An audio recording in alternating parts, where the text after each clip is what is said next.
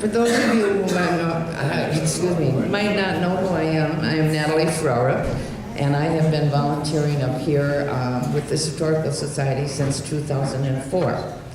And to just give you a little history on the mural, in 2009 we were able to get the building sheetrocked. And in the museum area there is a triangle up by the ceiling. And right from the start I said, there's got to be a mural up there.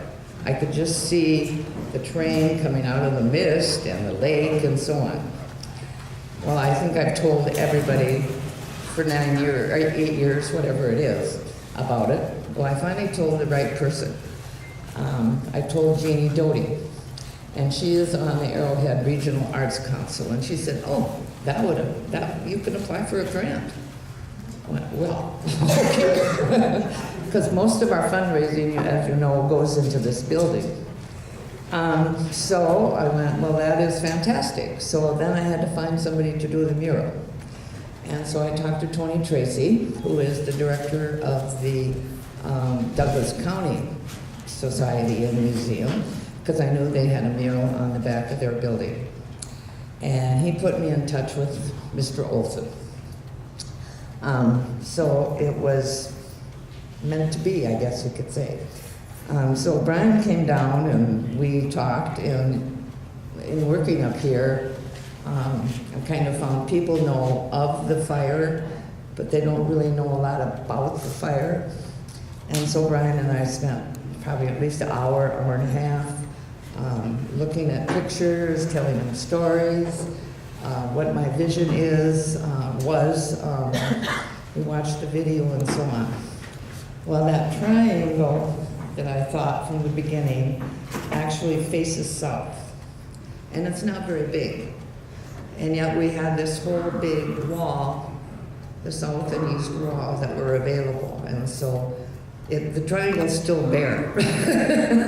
But that's okay, because this is 20 times more than what I ever dreamed. And one of the things that I insisted upon is, because this is the city of Moose Lake, right? That the lake had to have a moose in it. Okay. Well, these are fire scenes. So I'm going to tell you a little story. Martin Cheslock, fearing the worst, took all the doors off his house, piled them in a wagon along with his family, and headed for Moose Lake. The doors were removed at the lake and apparently made splendid rafts for the family. And animals of all kinds, including a bear, horses, deer, and even a moose, tried to climb aboard. So it's a legitimate fire story that there's a moose in the lake.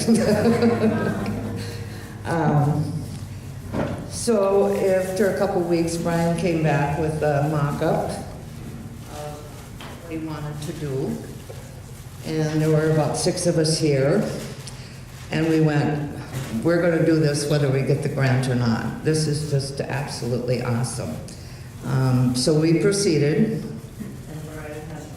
and in the month of December, so I think he started on like the 4th of December, wasn't it? And he worked through to about the 4th or 5th of January, and it was completed. And it is unreal. I have to control myself here. So Jeannie Doty, we have a huge thank you to her, because she basically wrote the grant for us, which we did ultimately get, by the way. And other people who supported this were Marie Heskowitz, Steve and Diane Olson, Dean and Sue Paulson, Ross Anderson, Jill and Lee Bogan, Jean and Dan Doty, as well as myself. So I'm going to turn the microphone over to Brian, and he can say a few words. So.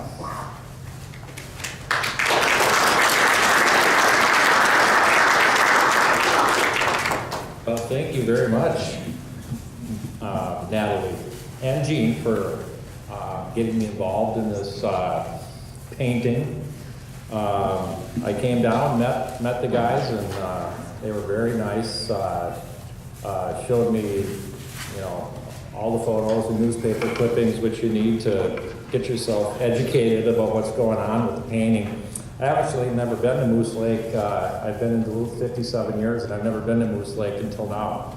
So it's a very neat little town. But so part of the creative process is just getting all these photos and clippings together and getting the story and kind of putting it all on the computer, and along with a blank picture of the wall. And then once you get that far, it sort of starts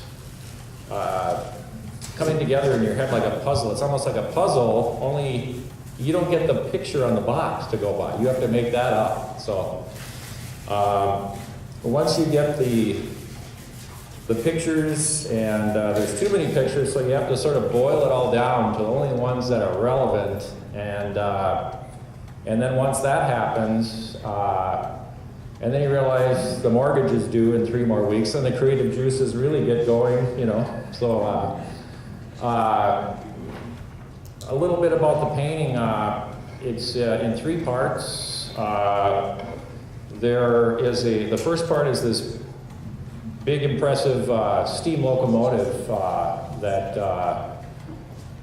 is shown in the best possible light. And the reason I say that is because I believe that the train was responsible for, at least partially being responsible for starting the fire because of the sparks.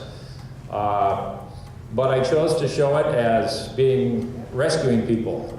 They're boarding with whatever they had on their backs because they just took what they had and they were off. They had to get out. So these people look all bundled up. But moving on to the second part is the townspeople and the fire brigades battling the flames in the town. And this part I love because it's part of the wall is bumped out, and you have a real corner, so you have some real architecture to grab onto. As an artist, it's nice to get a little bit of a character, and so it reinforces that three-dimensional quality. It brings it some life to it. So you have that scene, and then finally the scene with the lake, where the unbelievable story of the people and the animals taking to the lake, and with makeshift rafts in their cars and whatever they had to escape this horrific thing. And then you finally have the body of text that just describes the scene in a nice, time-appropriate font. And the mural is in black and white, or sepia tone, and the only thing in color is the fire. And that sort of symbolizes the real and present danger, you know, that was there. And so the fire is the only thing in bright color, which I think is kind of cool too. But so anyway, I'll just stop talking and we'll let you just see the thing. So again, thank you so much. I'm very honored to be involved in the project, and I'm so glad you called me. Thank you.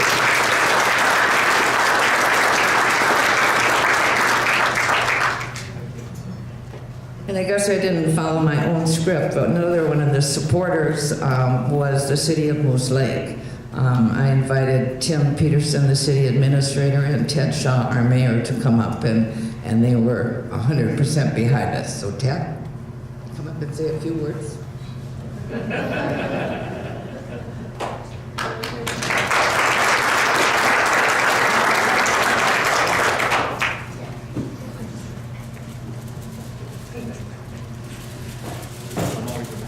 Welcome, everyone. It's nice to see so many people out. It's such a nice day. I'm glad we can enjoy this weather like this. This is a nice break. But when Natalie told the city about this project and how the mural would go across the wall in the corner, it sounded really fascinating. So we came up and kind of went through that first explanation by the artist, how it would be laid out. And we saw the picture and we thought, what a fantastic idea.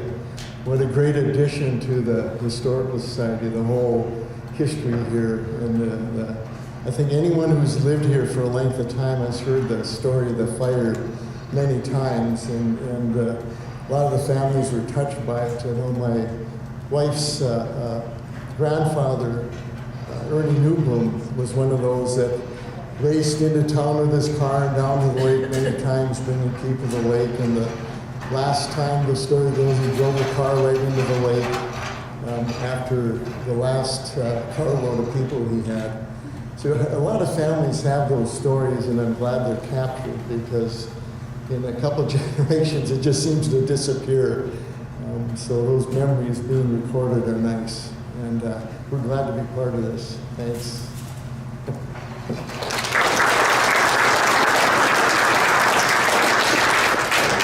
Next, I'm going to ask Jeannie Doty. She's the member, or was on the board of the Arrowhead Regional Arts Council, and was very instrumental in getting our grant.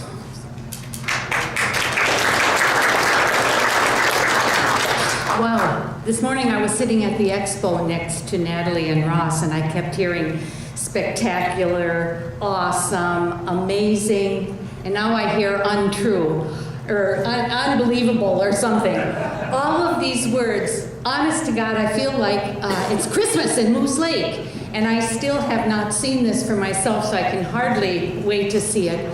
But just a reminder, of course, any project like this, it starts with a vision, it grows with funding, and not only the people mentioned and ARAC and the city, but all of us really have contributed to this mural because we are citizens of Minnesota, and the Minnesota citizens believe that this kind of activity is important. And so they passed that legacy amendment back in 2008. So we can all feel very, very proud about our part in helping this to come together. And it also took the creative skill and expertise of Brian, who brought this vision to life.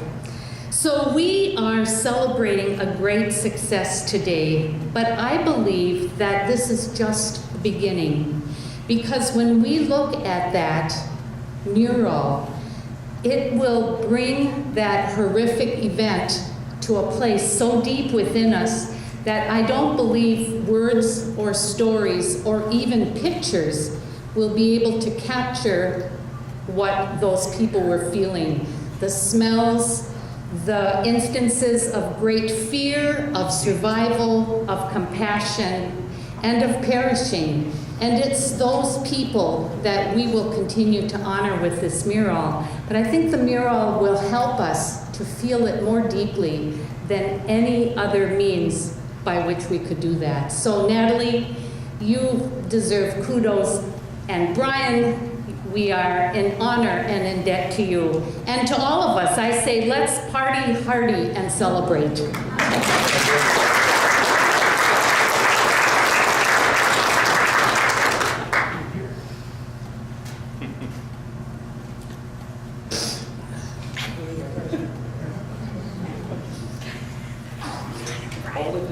So we have a pretty limited room.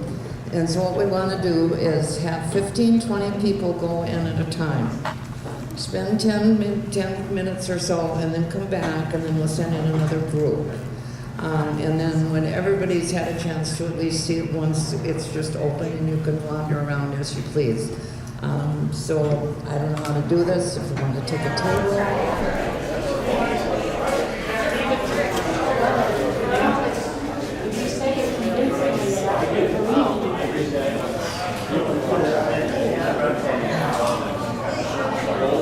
He's going to tell him he spelled restaurant.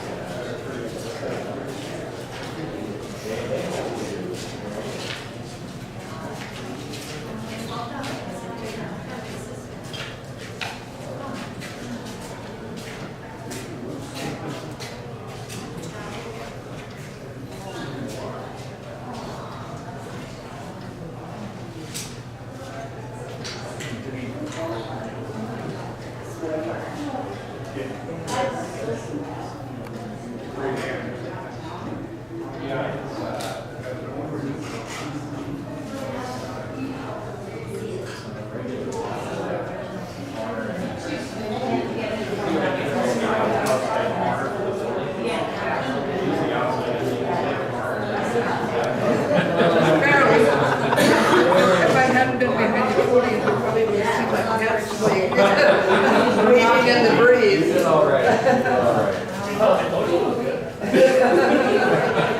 knew that. You needed ours still looks fabulous and it's outside. It's even better.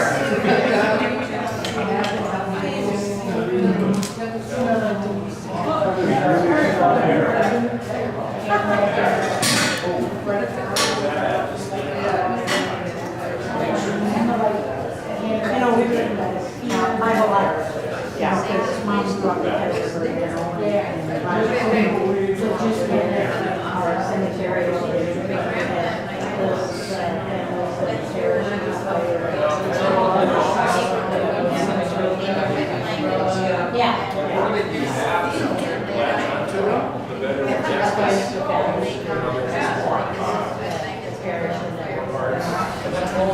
Oh, that is the center. Did you know that's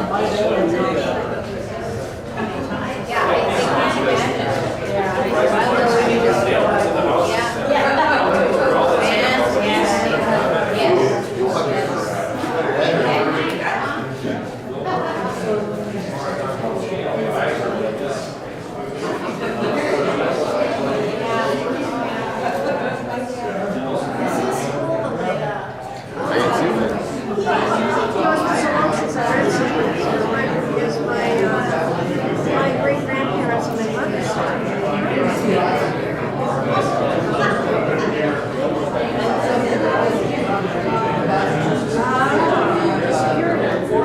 That was your great.